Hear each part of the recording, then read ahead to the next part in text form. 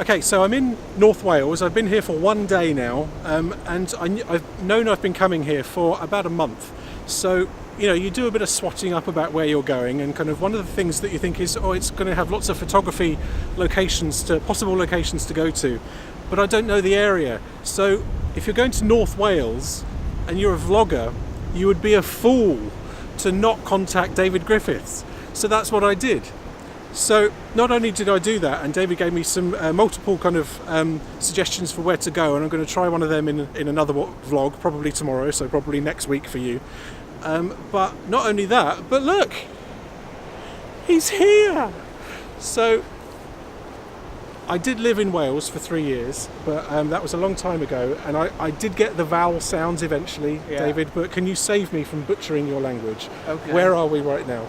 We're currently at Porth Trecastell, which is otherwise known locally as Cable Bay. The reason for that is it's where the cable across the Irish Sea came ashore when we were connected wired up to County Wicklow. And everybody calls it Cable Bay, but it's Porth Trecastell.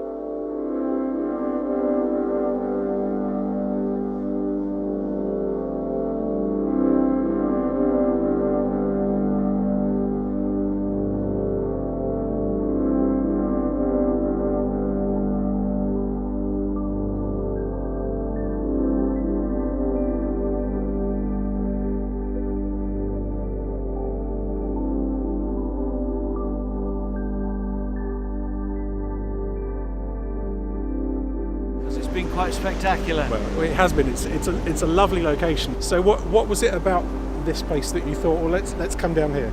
Well, I was going to do a park and shoot for the series that I run, because it's a perfect park and shoot location, as I'm sure you'll attest. Yeah.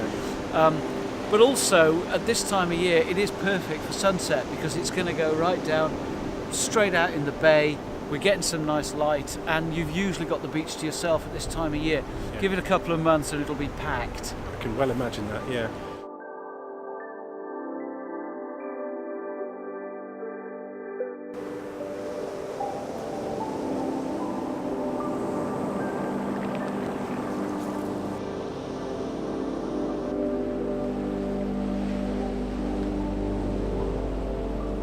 Okay, I've been messing about with this shot for about 10 minutes now. Really, really difficult. What I think is a good thing is that David is also struggling with this shot, although I haven't seen his yet. I'm sure it's much better. I've got two variable ND filters, that's the thing, which I very rarely use for precisely this reason, that I don't really know what I'm doing with. And I've accidentally got a bit of lens flare, which I've never had before on this lens or this camera or this setup or anything. So I'm trying to make the best of it.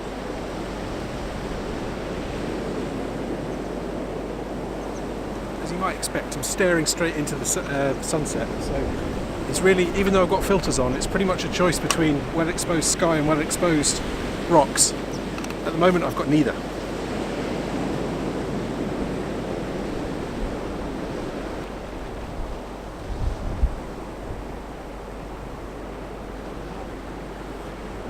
The tide, we're going to have to run away in a second.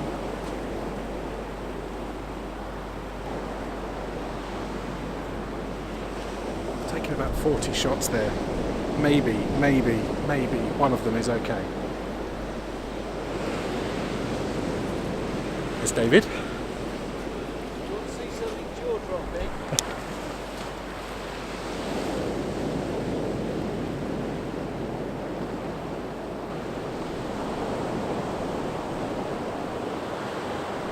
Okay, I promise you, David has given me special permission to do this. I wouldn't normally run directly in front of someone's shot.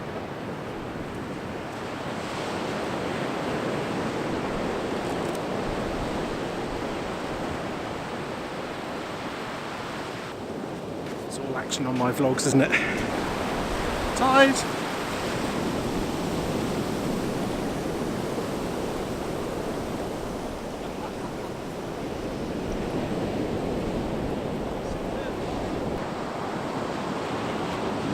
These two birds that have been sat on a rock for about 20 minutes now. David's already got a long exposure shot off them. It's very nice of them. And they're still there, so I'm trying to get them as well now.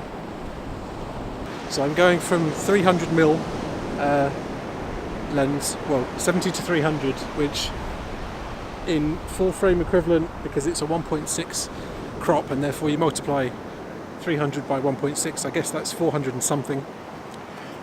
So I'm switching to a 14mm lens, which equates to about 21mm. But it's a lovely evening. Couldn't ask for nicer weather, considering it was horrible earlier, and 2 days ago, no, yesterday when we drove up here, it was like North Wales was trying to tell us not to come. It was difficult to drive in, but what a difference a day makes. One evening later, and it's beautiful.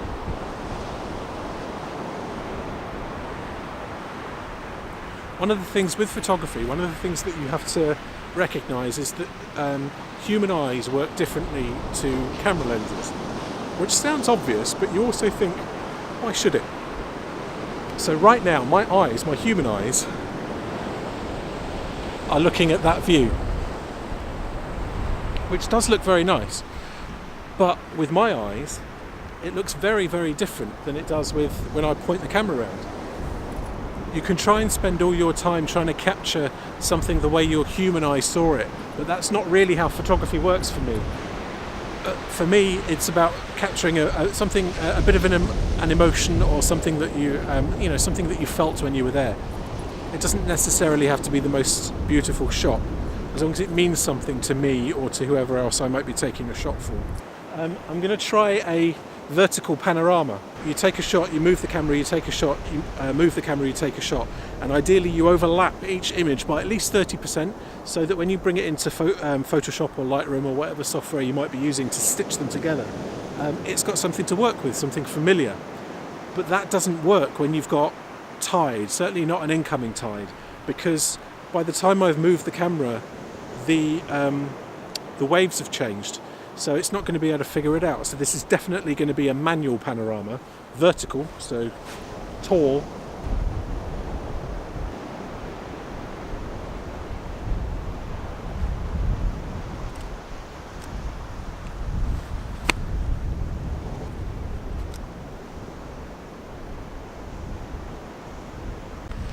Hold on, look, foreground interest.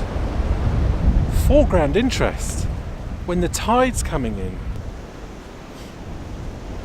I've said this before, but I'll say it again. The Samyang lens, of which this is the bloody great lens hood, there's just something about it, there's a visual quality that it has that I really, really like. So whenever I use it, apart from the fact that it's a learning experience, whenever I can use it, I do. And this is one of those occasions where it seems fitting anyway. I've got a bit of foreground interest. I've got 3 rocks protruding from the ground. There's not that many footsteps in front of it. There's a few hundred behind it. It's, some dogs have been here, but I quite like it. You may have noticed that I favour a beach, because I come from the south coast, south of England, the coast of the south of England. Is that the best way to say it? I don't know. So I feel quite at home on a beach. I find it quite relaxing. And certainly recently, I hope David got that. There was distracted. I was gonna get all emotional there. I was gonna give some of my heart to you, but I got distracted by a moving thing, like a dog. Because the tide's coming in, it's crashing over the waves. And I think I know what David's trying to do, and it's what I'm going to do in a second.